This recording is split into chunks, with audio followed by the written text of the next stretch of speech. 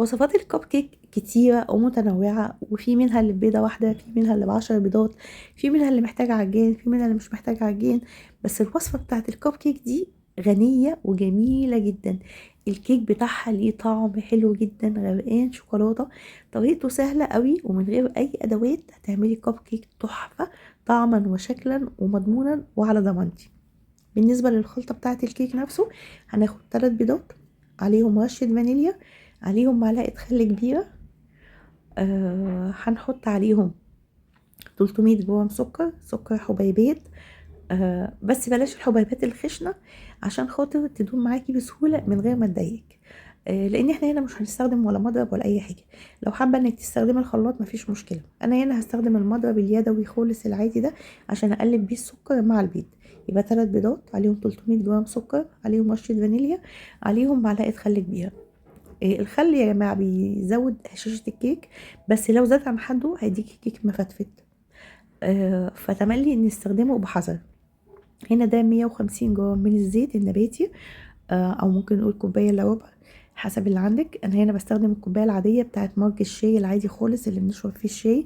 ولو حابه انك تستخدمي الكوبايه المعياريه، هيبقى هتستخدميها في كل المقادير زي بعض، بنفس التكات اللي انا قلت عليها، بنفس المقادير دي بالظبط، بس هتخليهم 4 بيضات.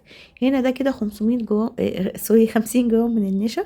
بعد ما قلبت خالص البيض مع السكر وبقى لونهم ابيض زي ما انتوا شفتوا كده، حطيت 50 جرام من النشا، حطيت معلقتين من النسكافيه، القهوه اللي هي سريعه الذوبان. بيدي طعم حلو جدا للشوكولاته وللكاكاو. حطيت 80 جرام كاكاو او نص كوبايه كاكاو خام، دريم او اسباني، عشان يديكي طعم حلو وتست كويس. حطيت 2.5 كوبايه من الدقيق، او 300 جرام من الدقيق. عشان كده بقول لكم لو انتوا هتستخدموا بالجرامات ده يكون افضل، لو مش كده يبقى تستخدمي كوبايه وهتوحديها. حطيت 250 ملي من اللبن، او كوبايه وربع من اللبن، او ان احنا ممكن نخلطهم لبن وميه، وممكن نحطهم ميه خالص بس لو مش متوفر. وفي الاخر حطيت كيس من محسن كيك شيف، او كيس بيكنج باودر لو مش متوفر عندك. بعد ما خلطتهم كلهم كويس، حطيتهم بس في حاجه عشان اقدر اصبهم في قوالب الكب كيك، وحطيت الورق. بيدخل الفرن لمدة تلت ساعة على درجة حرارة 180 على الرف اللي في النص. هنا أنا خدت كوباية جبنة كريمي، حطيت عليها كوباية كريمة خفق، حطيت عليهم نص كوباية كريم باستري ونص كوباية كريم جانتيه، عشان أعمل كريمة بطعم الجبنة وكريمة طعم جديد مختلف أزين بيه الكب كيك. مش متوفر، استخدمي عندك الكريم جانتيه العادي خالص مع معلقة كاكاو، أو الكريم جانتيه مع كريم باستري. أنا هنا هاخد كوباية من كريمة الخفق، هحط عليها كوباية من الجناش، وهحط عليها برضو نص كوباية كريم جانتيه، وهضربهم.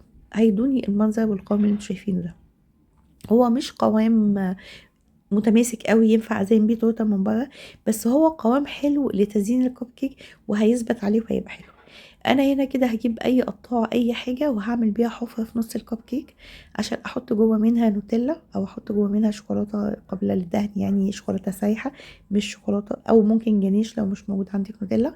رجعت غطيتهم تاني بالاجزاء اللي انا طلعتهم، وابتديت احط عليهم باي قمع عندي الكريمه اللي انا عملتها بشكل يعني عشوائي كده، مش تزيين روزيتات ووردات والكلام ده.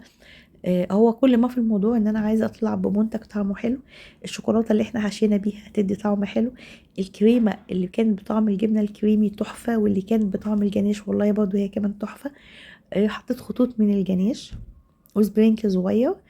الشكل النهائي كان جميل، والطعم النهائي كان حلو. اتمنى ان انتوا تجربوه وتقولوا لي رايكم. وبرضه بعتذر منكم على ان صوتي مش طبيعي بسبب العيا، وربنا يبارك لي فيكم وفي دعواتكم الجميله اللي بتدعوها لي. ربنا يخليكم لي يا رب، ويصلح لنا الحال جميعا. والسلام عليكم ورحمه الله.